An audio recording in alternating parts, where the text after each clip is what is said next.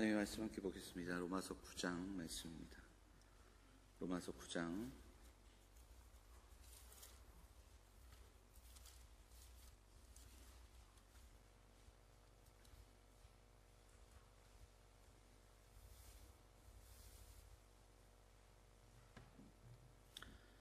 6절부터 함께 보겠습니다. 6절부터 13절까지 함께 보도록 하겠습니다. 9장 6절부터 13절입니다. 교독하시겠습니다.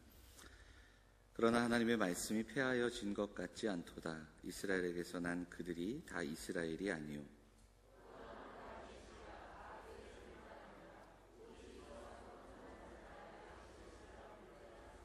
곧 육신의 자녀가 하나님의 자녀가 아니요 오직 약속의 자녀가 씨로 여기심을 받느니라.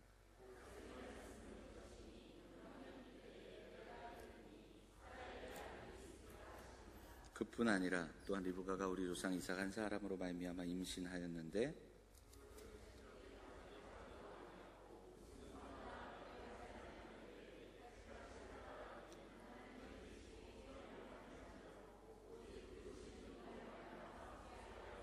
리브가에게 이르시되 큰 자가 어린 자를 섬기리라 하셨나니 기록된 바 내가 야곱은 사랑하고 에서는 미워하였다 하심과 같으니라. 아멘. 할렐루야. 한 주도 평안하셨습니까? 예. 오늘 우리 장로님 기도하셨는데 우리 교회 74주년 되는 날입니다.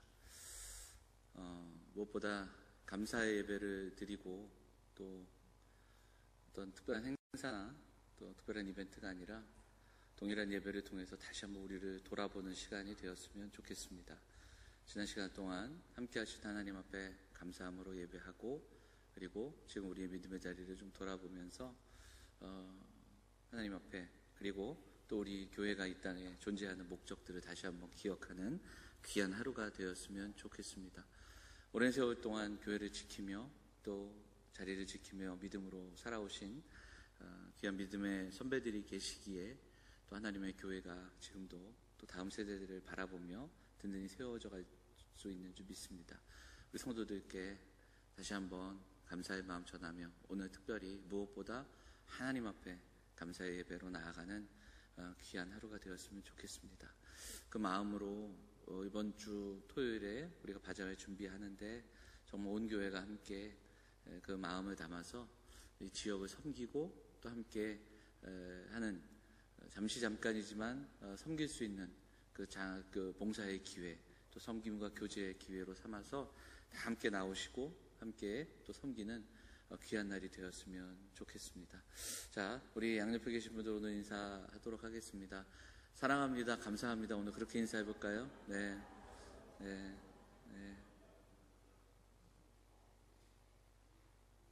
본문의 말씀 의지해서 우리 칼빈주의 교리 강의 우리 세 번째 시간으로 무조건적 선택에 대한 이야기들을 우리가 제목으로 삼아 나누도록 하겠습니다.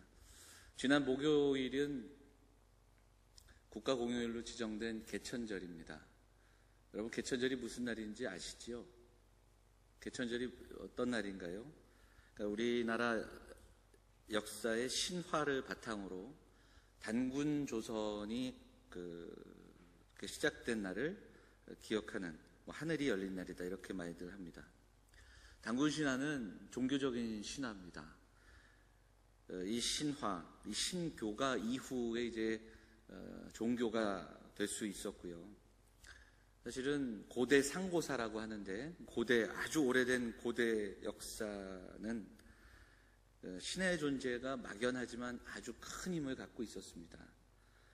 신을 가진 족속, 그래서 단군 신화를 갖고 있던 족속이 굉장히 넓은 지역을 이렇게 갖고 있고 또 많은 족속을 통일할 수 있었던 역사적인 배경들도 있습니다. 드라마를 이렇게 보는데 얼마 전에 아스달 연대기라는 드라마가 했었습니다. 보신 분들도 계실 텐데 이 배경이 바로 고대사입니다. 그러니까 우리가 알고 있는 역사 속에서 다루는 그 나라들 이전의 역사, 쉽게 다루지 않았던 내용들인데요. 결국은 그걸 보면서도 거기서도 아주 오래됐지만 결국은 그 신의 통로가 되는 사람들이 사람들의 마음을 다 사로잡고 있다는 것. 그러니까 꿈을 해석할 수 있고, 그리고 또 흔히 말하는 신물, 뭐 거울이라든가 또 이런 것을 갖고 있는 사람들은 신의 사람들로 대우를 받고 많은 사람들의 정신을 지배하는, 그러니까 종교와 신전을 장악한 신화를 갖고 있는 사람들이 그 사람들의 정신을 지배하고 있는 것을 보게 됩니다. 그래서 정치적으로 이렇게 통합하고 정치적으로 더 올라서기 위해서도 이 신의 아들이라는 증명을 해야 하는 그런 내용들도 잠깐 나온 것을 보았습니다. 얼마 전 신방을 하다가 우리 12구역에 우리 박형문 집사님이라는 분이 계신데요. 우리 박형문 집사님이 사실 이 고대 상고사의 전문가이십니다. 여러분 잘 모르시지만 책도 여러 권 쓰셨고요. 그리고 역사 소설도 쓰신 우리 분인데요. 제가 신방하면서 굉장히 이런 이야기들을 좀 많이 나눴습니다. 제가 물어보기도 하고. 그래서 고대사와 상고사에서 이 종교가 얼마나 중요했는가, 아니 종교로 자리 잡기 전에 이 신화를 갖고 있는 사람들이 얼마나 힘을 갖고 있었는가를 좀 나눌 수 있었습니다.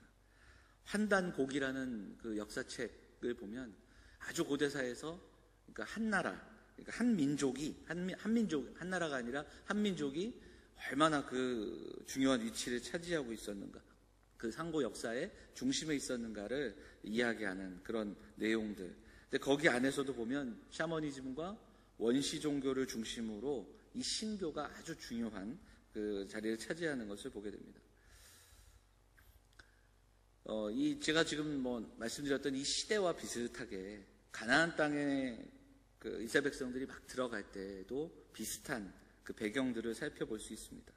그 가나안 땅에 있던 종교들도 다르지 않았습니다. 가나안에 수많은 족속이 있었는데 그들이 섬기던 신들이 있었습니다. 그리고 또 이미 애굽에서 이스라엘이 보았던 그 종교 역시 신화, 신교, 그리고 자연을 숭배하는 사상들이 자리를 잡고 있었습니다. 애굽이나 가나안 토착민들의 종교의 모습이 다르지 않았는데, 지금까지 말씀드렸던 이 종교의 그 특징 가운데 하나는 제사 문화입니다. 그러니까 제사를 신에게 드리는데 알지 못하는 그 신에게 지극과 정성과 열정을 가지고 제사를 해서 그 제사를 통해 신을 감동시키는 그런 내용들이 대부분의 그 종교의 제사 문화였습니다. 그래서 신의 반응을 기대하는 겁니다. 그리고 오랜 세월 이후의 신화와 종교는 바로 이런 내용들, 이 열심, 정성, 헌신을 강조하고 가르치면서 제사자들과 백성들의 참여를 독려했습니다. 심지어는 종교 지도자들의 역할이 이런 것이었습니다. 보이지 않는 신을 대변하며 또한 계시를 전하며 신의 뜻을 전달하는 역할이었습니다. 그런데 가나안 땅에 들어가는 이스라엘 백성들의 이야기는 달랐습니다. 그들이 믿는 하나님은 그렇지 않았습니다. 열심과 정성과 또한 헌신, 이런 것 이전에 그 하나님께서 작정하시고 하나님께서 이끄신 그 하나님의 일이 있었습니다. 애굽에서 건지시고 광야를 지나게 하셨습니다. 그러니까 하나님의 일하심, 하나님의 약속과 성취, 또 그 은혜에 대해서 백성들의 자발적 반응이 그들의 신앙의 모습이었습니다. 한 가지 이야기하자면 그 조금 전에 말씀드렸던 예배에 대한, 그 제사에 대한 이야기를 하면, 당시 고대 종교 속에서 제물이 아니라 제물을 드리는 사람의 인격과 삶을 요구하는 종교가 없었습니다. 그러니까 제사하는 그 시간에 집중되고 무엇을 드리는가, 어떻게 제사하는가, 이것이 중요했습니다. 그런데 성경에 나오는 구약시대의 그 제사의 핵심은 예물이 아니라 얼마나 드리는가, 어떤 준비를 해서 얼마나 열심히 제사에 참여하는가, 이것이 아니라 어떻게 제사자로 살아왔는가, 이것까지 포함하고 있다는 겁니다. 그래서 제물을 깎아주는 신, 그런 신은 우리 성경에 나오는 하나님밖에 없었습니다. 하나님은 레위기에 보면 제물을 하나씩 깎아주십니다. 심지어는 비둘기도, 그리고 집에서 비둘기를 키우지 못하면 산에 가서도, 그리고 고운 가루를 빻아서라도 그렇게 제사할 수 있도록 하셨습니다. 재물이 아니라 삶을 요구하는 겁니다. 이것은 오늘을 살아가는 우리에게도 동일하게 적용이 됩니다. 우리의 열심과 그리고 열정과 그리고 봉사와 섬김을 통해 하나님의 감동시키는 것이 우리의 예배가 아닙니다. 우리의 예배는 이미 하나님께서 우리를 위해 하신 일, 하나님께서 이미 이루어 주신 그 은혜에 반응하며 또 감사함으로 예배하는 줄 믿습니다. 근데요, 이 두 가지를 놓고 볼 때 우리의 신앙이 참 어렵습니다. 그러니까 무언가를 한 만큼 얻는다, 이것이 쉽다는 거죠. 열심히 제사한 만큼 그 제사의 결과들을 가져올 수 있다, 이것이 오히려 사람들에게 더 기대를 갖게 하고 또 더 많은 것들을 열심으로 낼 수 있다는 거예요. 왜냐하면 대부분의 사람들이 열심히 한 만큼 결과가 주어지고 그리고 열매를 거두는 것에 우리가 훨씬 더 익숙합니다. 뿌리는 대로 거둔다, 이 말들을 우리는 훨씬 더 익숙하게 알고 있기 때문입니다.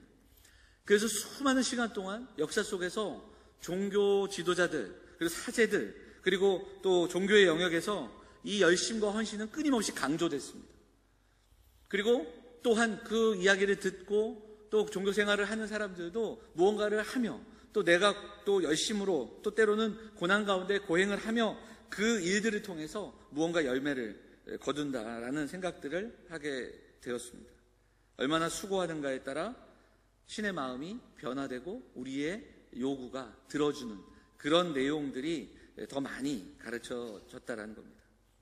예수님 당시 그 유대인들 사회에서 지배계층이었던 바리새인들, 사두개인, 서기관들 역시 율법을 이러한 관점에서 가르쳤습니다.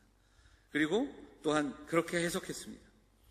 예수님께서 오셔서 이것을 다시 바꿔주시고 가르쳐주시고 바울 사도도 역시 복음을 전하면서 유대인들의 공로주의와 율법주의와 부딪힐 수밖에 없었던, 그래서 그들을 향하여 오직 은혜로 말미암아 믿음을 통해서 이렇게 강조하며 복음을 전할 수밖에 없었습니다. 그럼에도 수많은 사람들이 오랫동안 가졌던 이 종교심, 그리고 종교에 대한 그릇된 이해와 선입견은 쉽게 바뀌지 않습니다. 지극정성으로, 열심으로, 그리고 지성이면 감천, 헌신과 봉사로 더 많이 드림으로 또 많이 받아내는 그런 그 원리들이 오히려 더 많이 사람들에게 자리 잡고 또 시대 속에서도 만연한 것을 보게 됩니다. 그리고 역사를 보면 이런 내용들은 지성으로 포장되어서 그리고 사상이 되고 또 뿌리 깊게 신앙생활에도 영향을 미치게 되는 것을 보게 됩니다. 초대교회사에 보면 펠라기우스라는 사람이 있었습니다. 이분이 영국 출신으로 되어 있는데 로마에 가서 카톨릭의 부조리를 보게 됩니다. 로마 카톨릭의 그 부도덕함, 도덕적인 타락을 책망하면서 인간적인 그 노력, 도덕적인 어떤 성찰, 행위가 구원에 얼마나 중요한 요소인가를 가르치기 시작합니다. 그리고 이것은 오히려 더 많은 사람들의 호응을 얻게 됩니다. 이후에 이 펠라기우스는 카르타고라는 곳에서 있었던 회의, 에베소 회의에서 이단으로 정죄되게 됩니다. 그리고 시간이 지나 우리가 지난주 그리고 지지난주에 살펴봤던 알미니우스라는 사람의 제자들이 다시 이런 배경을 갖고 있는 사상을 가지고 나와 주장하게 되는데, 그것이 바로 조건적인 선택입니다. 바로 하나님께서 우리를 선택하셨는데, 우리는 하나님의 선택을 받은 사람들이라는 것은 동일한 인정을 하는데, 하나님이 선택하실 때 믿음으로 살아갈 사람들을 미리 아시고, 그리고 하나님이 우리의 무언가를 보시고 그리고 우리를 선택하셨다라는 것이 이 안에 담겨져 있는 이야기입니다. 그러니까 믿는 행위가 선택의 조건이 될 수 있다라는 주장이 됩니다. 믿음을 아시고 미리 그들을 아시고 믿을 자들을 선택하셨다는 겁니다. 오랜 시간, 지금 제가 좀 장황하게 설명했는데 오랜 시간 종교가 갖고 있었던 바로 그 종교성과 그 종교가 전해져 내려오는 변하지 않는 사상, 바로 여기에 담겨 있는 겁니다. 성경은 과연 그렇게 이야기하는가? 그렇지 않습니다. 조금 전에 말씀드린 대로 하나님은 먼저 일하십니다. 하나님은 하나님의 커다란 그 작정하심으로 이 땅을 인도하시고 섭리하십니다. 그리고 그 하나님의 구원의 역사와 섭리 속에서 우리는 그 하나님의 은혜와 또 하나님의 구원에 반응하며 감사하며 순종하는 사람들입니다. 그래서 우리는 분명히 기억해야 됩니다. 믿음은 구원의 조건이 아닙니다. 믿음은 선택받는 조건이 될 수 없다라는 겁니다. 믿음은 선물이며 우리가 선택받은 결과라는 사실을 우리는 분명히 기억해야 됩니다. 너희는 그 은혜에 의하여 믿음으로 말미암아 구원을 받았으니 이것은 너희에게서 난 것이 아니요 하나님의 선물이라. 우리가 지난주 나눈 이 말씀처럼 은혜에 의하여 믿음으로 주신 선물, 죽어가는 사람이 아니라 죽게 되는 사람이 아니라 너무나 아파하는 사람이 아니라 이미 죽었던, 전적으로 타락하여 스스로 어떤 구원의 조건을, 어떤 의를 채울 수도 없는 것이 우리였기에 우리가 무언가를 함으로 선택받은 것이 아니라 하나님이 은혜로 우리를 선택해 주셨기에 우리가 믿을 수 있다. 이것이 성경의 말씀이라는 겁니다. 믿을 것을 아시고 선택하신 것과 조건 없이 하나님의 뜻대로 선택하신 것, 여러분이 이 두 가지 중에 어떤 것이 더 설득력이 있게 들립니까? 참 쉽지 않습니다. 아마도 바울도 역시 그런 고민이 있었던 것 같습니다. 그리고 또 그런 가운데 괴롭고 힘들어하는 모습들이 있는데 그 중에 하나가 바로 오늘 우리가 읽었던 9장의 말씀입니다. 그리고 우리가 읽었던 본문은 오늘 지금 나누고 있는 이 이야기들의 중요한 한 예가 되는 본문입니다. 자, 우리가 9장 3절을 한번 읽어볼까요? 9장 3절 같이 한번 읽어보겠습니다. 같이 읽을까요? 시작.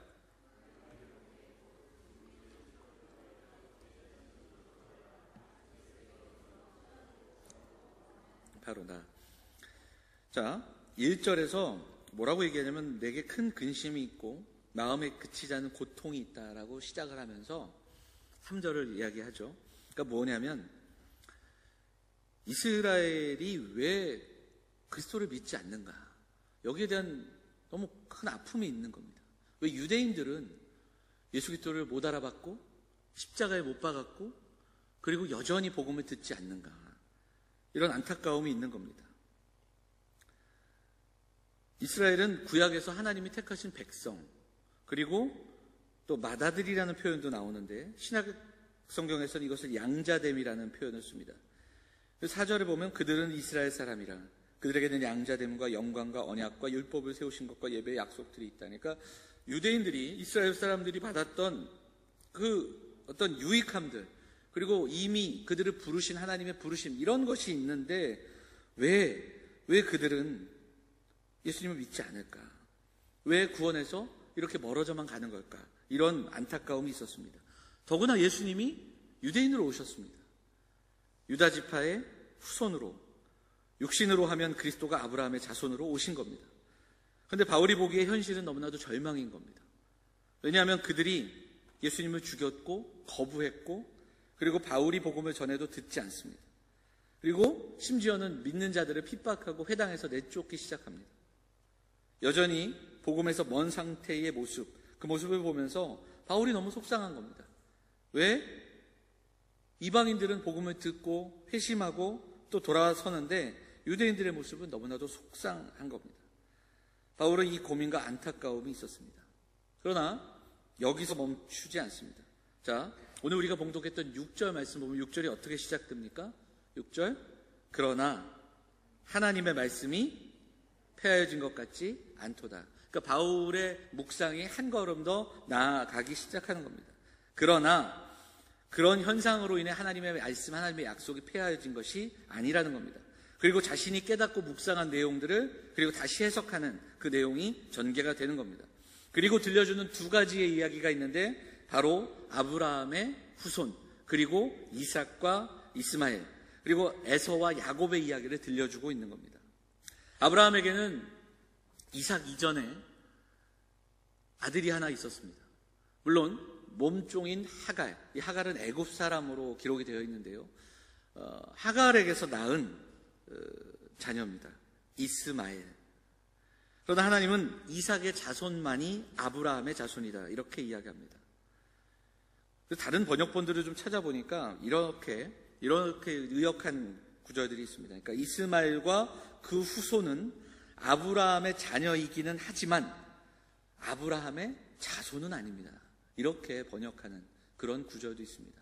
자녀이기는 하지만 자손, 이 자손이라는 그 단어에는 씨라는 뜻이 담겨 있고, 그래서 오늘 본문에 보면 약속의 자녀가 아니다, 하나님이 작정하시고 계획하신 그 자손이 아니라는 이야기가 담겨 있다라는 겁니다.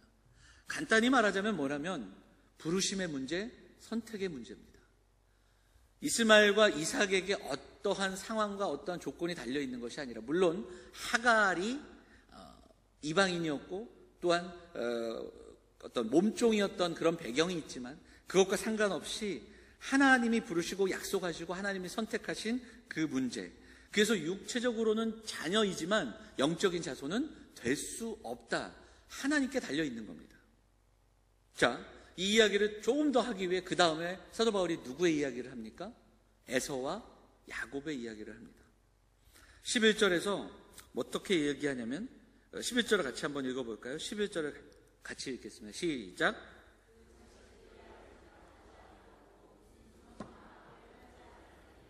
택하심을 따라 되는 하나님의 뜻이 행위로 말미암지 않고 오직 부르시는 의로 말미암아 서게 하려 하사. 자, 야곱과 에서는 이삭과 이스마엘과는 또 다릅니다.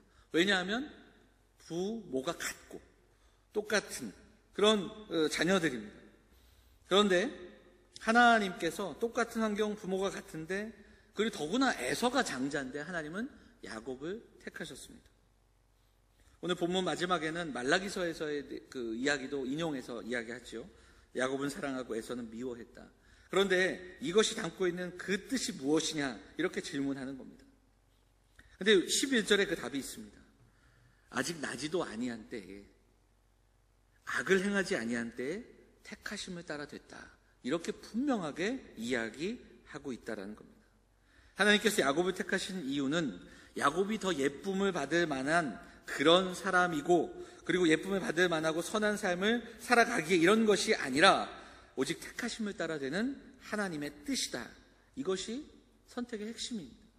택하심을 따라 되는 하나님의 뜻, 하나님의 선하신 가운데 하나님께 달려있다라는 겁니다. 이게 무슨 말씀입니까? 쉽게 이렇게 우리가 이해는 되겠으나 참 쉽게 받아들여지지 않습니다. 왜 그렇습니까? 우리는 아까 이야기했던, 오늘 서두에서부터 지금까지 이야기했던 그 종교심이 우리에게도 있기 때문입니다. 그리고 이미 그 너무나도 많은 선택을 통한 유익함, 그리고 선택을 통해서 얻게 되는 그런 것에 익숙한 사람들이기 때문입니다. 오늘 나누는 이야기는 지난주의 전적인 타락과 함께 나누고 묵상해야 됩니다. 이것을 벗어나게 되면, 그리고 이것을 조금이라도 수정하게 되면 정말 더 많은 문제들을 만나게 됩니다. 그리고 성경을 해석할 수 없습니다. 대표적인 것이 유아 세례, 유아들의 죽음, 이런 부분들에 대해서 전혀 해석이 되지 않는다라는 겁니다. 행위가 아닌 은혜, 믿음으로 구원받는다는 이야기를 할 수 없습니다. 착하고 겸손하고 선한 일을 많이 함으로 하나님이 그것을 미리 보시고 우리가 하나님께 선택을 받았다면 과연 그 구원은 누가 이루는 걸까요? 열심히 신앙생활함으로 인정받고 또 교회에서 직책을 맡아 수고하고 정말 열정적으로 헌신하고 그렇게 우리가 살아감으로 하나님께 인정받는다면 과연 그 구원은 누구의 일일까요? 누가 구원을 이루어내는 걸까요? 저는 그 지난주에 우리의 전적인 부패를 이야기하면서 우리가 하나님 앞에서 얼마나 절망하는가, 얼마나 우리가 무기력하는가를 깨닫는 만큼 우리는 은혜 받을 수 있다. 예배함으로 나올 때 우리가 하나님 앞에서 전적으로 무능력한 존재임을 고백하며 하나님의 은혜를 받아야 한다. 그런 이야기를 나눴습니다. 그래서 불가능과 무기력함을 고백할 때 그 안에 부으시는 그리스도 안에서의 가능성과 소망을 경험하는 인생이 되어야 한다라고 말씀을 드렸습니다. 하나님은 왜 에서가 아니라 야곱을 선택하셨습니까? 성경을 읽고 또 읽어보아도, 그리고 창세기를 찾아보고 야곱에 대해서 다시 한번 기억해봐도 야곱이 에서보다 더 낫거나 그리고 우리보다도 더 나아 보이는 그런 장면들이 많지 않습니다. 속이고 또 속이는 그런 이야기들이, 넘어지고 또 넘어지는 이야기가 야곱의 삶에선 더 많음에도 불구하고 하나님은 야곱을 택하셨습니다. 그래서 야곱에 관한 구절들을 좀 찾아보니까 이렇게 말씀하십니다. 시편 135편에 보면 시편 135편 4절 말씀 한번 읽어볼까요? 같이 읽겠습니다. 시작. 여호와께서 자기를 위하여 야곱 곧 이스라엘을 자기의 특별한 소유로 택하셨음이로다. 이렇게 되어 있어요. 그래서 보면 시편에서도 야곱을 특별한 소유로 택하셨다. 그런데 여기도 답은 없습니다. 자기를 위하여, 하나님을 위하여, 하나님께서, 하나님 안에서. 그래서 우리는 이 답을 그리스도 안에서 찾을 수밖에 없습니다. 하나님 안에서, 하나님의 뜻, 그리스도 안에서. 사랑하는 여러분, 우리가 오늘 이 시간에 기억해야 됩니다. 우리 안에 예수 그리스도를 향한 믿음이 있다면 우리가 믿기로 작정하기 이전에 하나님께서 부르신 사람들이라는 사실입니다. 그 부르심이 있는 사람들, 하나님에서 택하신 자들을 사랑으로 택하셔서 그리스도 안에서 자녀 삼으신 선택의 이야기, 그리고 부르신 이야기, 감사와 영광의 이야기라는 겁니다. 만약 우리의 노력과 우리의 수고가, 그리고 우리의 믿음의 어떤 모습들이 거기에 우리 구원이 달려 있다면 아마 다윗도 베드로도 지금 과연 어디에 있을까? 장담할 수 없습니다. 아니, 우리의 노력과 수고와 이런 모든 것에 그것을 미리 보시고, 그리고 우리의 구원이 거기에 달려 있다면 그 어느 누구도 구원받을 수 없다라는 겁니다. 그래서 우리는 이 시간에 하나님께서 우리를 택하시고 그리고 부르신 이 놀라운 그 은혜의 교리 앞에 감사함으로, 감격으로 예배하며 겸손함으로 나아가는 그런 귀한 시간이 되어야 할 줄 믿습니다. 그리고 우리가 함께 예배할 때 그 누가복음에 나오는 세리의 기도처럼 정말 하나님 앞에서 가슴을 치며 내게 긍휼히 여김을 받을 자격이 없음에도 불구하고, 그럼에도 불구하고 오직 그리스도의 은혜와 그리고 사랑의 자비와 용서가 있음을 깨닫고 우리가 함께 감사함으로 기도하며 나아가는 우리 사랑하는 성도들이 되어야 할 것입니다. 저는 모태신앙입니다. 태어나서 30이 될 때까지 한 30년간 한 교회에서 자라고 배우고 그리고 교회를 다녔습니다. 그런데 30년이 다 되도록 제가 제 신앙에 대해, 그리고 제가 사랑받는 존재이며 그리고 나를 택하여 주신 은혜를 조금씩 깨달아간 것은 20대 후반이었습니다. 그러니까 30년 동안 물론 어린 시절들, 또 주일학교 시절들, 청년 시절까지 다 있지만 그 시간 동안 어찌 보면 무뎌진 마음, 그리고 강팍한 마음, 그리고 때로는 나의 열심으로 교회를 다녔던 기억이 있습니다. 조금씩 그 깨달으며 변화를 경험할 때, 그럴 때도 결국 하나님의 전적인 은혜가 아니면 감당할 수 없는 그 놀라운 변화들, 그리고 은혜를 조금씩 깨닫고서야 그리스도 앞에 한 걸음 한 걸음 나아갈 수 있었습니다. 사랑하는 여러분, 하나님의 놀라운 은혜, 이 무조건적인 선택을 우리가 깊이 묵상하고 깨달으면 오늘 우리의 삶이 참 곤고하고, 때로는 내가 이렇게 신앙생활해도 될까 하는 그런 좀 무기력함이 있고 멈춰진 것 같은 우리의 제자리 걸음의 어떤 신앙생활 속에서도 다시 한번 힘을 얻을 수 있습니다. 그 위로와 소망을 경험할 수 있습니다.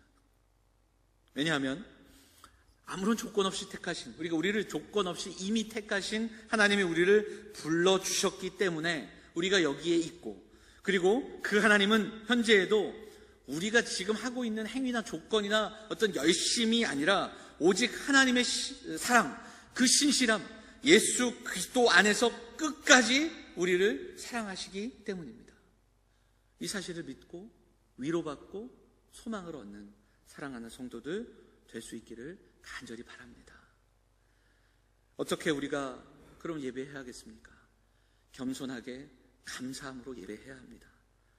더 감사하며 더 기뻐하며 나 같은 것도 하나님의 자녀로 삼아주신, 불러주신 그 은혜에 감사함으로 예배하는 우리 모든 성도들 될 수 있기를 간절히 바랍니다. 그런 가운데 오해하지 말 것은 이 무조건적인 선택이 우리가 어떤 삶을 살아도 선택받았다, 모든 것이 용서되고 결국 우리는 구원받는다는 교만한 착각으로 가서는 안 됩니다. 감사함으로, 기쁨으로, 그리고 날마다 우리가 그리스도 안에서 복종함으로, 순종함으로 그렇게 우리를 돌아보고 또 그렇게 예배하는, 선택받았기에 감사가 있고 죄에 대해 부끄러워하며 예배의 기쁨이 있고 회개의 은혜도 있어야 합니다. 이것이 바로 선택받은 자의 증거임을 깨달아야 합니다. 또한 겸손하게 그리스도를 의지하며 의에 줄이고 목마른 삶을 살아가야 합니다. 그리고 우리를 선택하셨음을 믿기에 구원의 특권이 아니라 구원의 사명을 가지고 사명자로 살아가는 우리 영암에 속한 모든 성도들 다 되시기를 간절히 소망합니다. 권리가 아니라 사명으로, 종교적인 행위가 아니라 진실한 감사의 삶으로 그렇게 나아가는 우리 사랑하는 성도들이 되어주시기를 부탁드립니다. 마지막으로 이 선택의 교리는, 그리고 이 비밀은 우리에게 복음을 전하는 열심을 포기하지 않게 합니다. 왜냐하면 하나님께서 선택하셨기에 우리가 바라보는 시점과 우리가 판단하는 것이 아니라 오늘 믿지 않던 자도, 우리의 가족도, 강팍한 마음으로 살아가는 자녀들이나 우리 주변의 이웃들일지라 하더라도 우리의 판단이 아니라 하나님의 강권적인 역사와 또 하나님의 선택과 하나님의 은혜 가운데 우리가 알 수 없는 그때에 그들이 하나님의 은혜를 경험할 수 있기 때문입니다. 그러니까 우리는 전하는 겁니다. 누가 선택받았고 누가 하나님의 자녀인지를 우리는 알 수 없습니다. 그리고 더 많은 이야기들을 하자면 심지어는 공동체 안에서도 우리가 이 부분들에 대해서 감히 함부로 이야기할 수 없기 때문입니다. 우리는 그 하나님의 복음을 맡은 자로 감사와 기쁨으로 우리에게 주신 그 은혜를 전하는 겁니다. 그리고 그 은혜의 날들을 선포하고 복음을 전하고 그들이 돌아오기를 포기하지 않고 기도하며 하나님의 은혜를 구하는 겁니다. 베드로 사도는 베드로서 1장에서 이야기합니다. 너희 부르심과 택하심을 굳게 하라. 하나님의 부르심과 하나님의 택하여 주심을 굳게 믿어라, 이렇게 이야기합니다. 여러분 안에 주님을 향한 사랑과 죄에 대한 고백, 그리고 또한 은혜에 대한 갈망이 있다면 이 시간 하나님 앞에 오히려 감사하고 이 믿음 주심에 기뻐하며 하나님께서 부르신 그 부르심 앞에 반응하며 예배하는 사랑하는 성도들이 다 되시기를 간절히 소망합니다. 종교적인 삶이나 내 열심과 수고와 노력으로가 아니라 그것으로 이루는 구원이 아니기에 오히려 더 감사하며 흔들리지 않고 하나님의 전적인 사랑과 은혜를 기억하며 예배하는, 그렇게 나아가는 믿음의 사람들 다 되시기를 축복합니다. 사랑하는 여러분, 사도 바울이 오늘 9장을 시작하기 전에 이미 선포했던 말씀이 있습니다. 우리 8장 38절, 39절 같이 읽고 말씀을 마치도록 하겠습니다. 같이 읽어볼까요? 8장 38절, 39절 같이 읽겠습니다. 시작. 내가 확신하노니 사망이나 생명이나 천사들이나 권세자들이나 현재일이나 장래일이나 능력이나 높음이나 깊음이나 다른 어떤 피조물이라도 우리를 우리 주 그리스도 예수 안에 있는 하나님의 사랑에서 끊을 수 없느니라. 아멘. 오늘도 그 사랑과 그 신실함으로 우리를 지키신 하나님의 은혜를 붙들면서 그리스도 안에서 우리를 부르시고 우리를 택하신 그 은혜와 사랑에 반응하며 감사와